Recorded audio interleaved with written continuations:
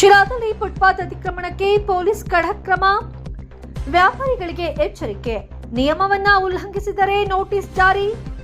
ಶಿರಾನಗರದಲ್ಲಿ ಇಂದು ರಸ್ತೆ ಸಂಚಾರಕ್ಕೆ ಅಡಚಣೆ ಉಂಟು ಮಾಡುವ ರೀತಿಯಲ್ಲಿ ಫುಟ್ಪಾತ್ ಹಾಗೂ ರಸ್ತೆ ಬದಿಯಲ್ಲಿ ವ್ಯಾಪಾರವನ್ನ ನಡೆಸುತ್ತಿದ್ದ ತಳ್ಳುವ ಗಾಡಿ ಮತ್ತು ಹೋಟೆಲ್ ಮಾಲೀಕರ ವಿರುದ್ಧ ಶಿರಾನಗರ ಪೊಲೀಸರು ಸೋಮವಾರ ವಿಶೇಷ ಕಾರ್ಯಾಚರಣೆಯನ್ನ ನಡೆಸಿದರು.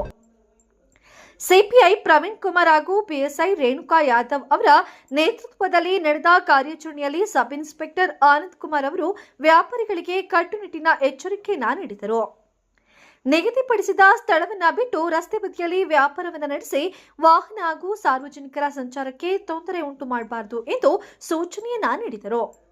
ಕಾರ್ಯಾಚರಣೆಯ ವೇಳೆ ರಸ್ತೆ ಬದಿಯಲ್ಲಿ ನಿಲ್ಲಿಸಲಾಗಿದ್ದ ತಳ್ಳುವ ಗಾಡಿಗಳನ್ನು ತೆರವುಗೊಳಿಸಲಾಯಿತು.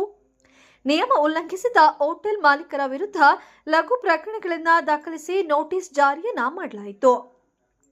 ಮುಂದೆಯೂ ಇದೇ ರೀತಿಯ ಉಲ್ಲಂಘನೆ ಕಂಡುಬಂದರೆ ಕಾನೂನು ಪ್ರಕಾರ ಕಠಿಣ ಕ್ರಮವನ್ನು ಕೈಗೊಳ್ಳಲಾಗುವುದು ಎಂದು ಪೊಲೀಸರು ಎಚ್ಚರಿಕೆಯನ್ನ ನೀಡಿದರು. ಈ ಕಾರ್ಯಾಚರಣೆಯಲ್ಲಿ probationary PSI Savita, head constable Maktiyar, Thimmaraju, Naveen Kumar ಸೇರಿದಂತೆ ಪೊಲೀಸ್ ಸಿಬ್ಬಂದಿಗಳು ಭಾಗವಹಿಸಿದ್ದರು. ಸಿರಾ ಸಬ್ ಇನ್ಸ್ಪೆಕ್ಟರ್ ಆನಂದ್ ಕುಮಾರ್ ಅಂತ ಹೇಳ್ಬಿಟ್ಟು ಈ ಫುಟ್ಪಾತ್ ಅಂಗಡಿಯವ್ರಿಗೆ ಏನ್ ಮಾಡ್ತೀವಿ, ಪ್ರತಿದಿನ ಹೇಳ್ತಾನೆ ಇರ್ತೀವಿ. ಅವರು ಬೇಕು ಅಂತ ಮುಂದಕ್ಕೆ ಬರ್ತಾನೆ ಇರ್ತಾರೆ. ಸುಮಾರು ಸರಿ ಪಿಟಿ ಕೇಸ್ ಹಾಕಿದ್ವಿ, ಇದು ಮಾಡಿದ್ವಿ, ಇನ್ನೊಂದ್ಸರಿ ಸೀರಿಯಸ್ ಆಕ್ಷನ್ ತಗೊಂತೀವಿ. ಈಗ ಒಂದ್ಸರಿ ವಾರ್ನ್ ಮಾಡಿದ್ವಿ ನಾವು. ಪ್ರತಿ ಸರಿ ಯಾಕೆ ಈ ತರ ಮಾಡ್ತೀರಾ ನೀವು? ಪ್ರತಿ ಸರಿನೂ ಅಲ್ಲೇ ಇಡ್ತಾ ಇದ್ದೀರಾ, ಮತ್ತೆ ಯಾಕೆ ಮುಂದಕ್ಕೆ ಯಾಕೆ ಬರ್ತೀರಾ?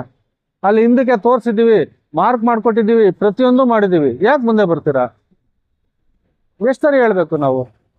ನಿಮ್ದೇ ಒಂಥರ ಉದ್ಯೋಗ ಆಗ್ಬಿಡುತ್ತೆ. ನಮ್ಗೆ ಬೆಳಗ್ಗೆ ಎದ್ರೆ ನಿಮ್ದು ವಾಪಸ್ ತೆಗ್ಸೋದು. ನೀವು ಪ್ರತಿದಿನ ಇಟ್ಕೊಂಡವ್ರು ಹಿಂದೆಗಡೆ ಇಟ್ಕೊಂಡು ಮಾಡಿ ವ್ಯಾಪಾರ ಮಾಡಿ, ನೀವು ಮಾಡೋದು ಬೇಡ ಅಂತ ಹೇಳಲ್ಲ.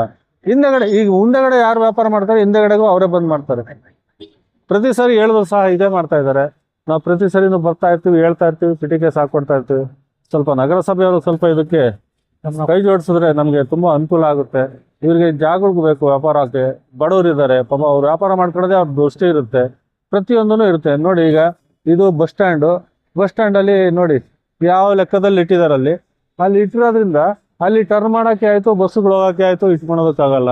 ಪ್ರತಿ ಸರಿ ಹೇಳ್ತೀವಿ, ಅವ್ರ ವ್ಯಾಪಾರಕ್ಕೋಸ್ಕರ ಹೊಟ್ಟೆ ಬಟ್ಟೆಗೆ ಅಂತ ಹೇಳಿ ಮಾಡ್ತಾರೆ. ದಯಮಾಡಿ ನಗರಸಭೆಯವರು ಇದ್ರ ಬಗ್ಗೆ ಒಂದ್ ಸ್ವಲ್ಪ ಗಮನ ಹರಿಸಿದ್ರೆ ನಮಗೂ ಅನುಕೂಲ ಆಗುತ್ತೆ.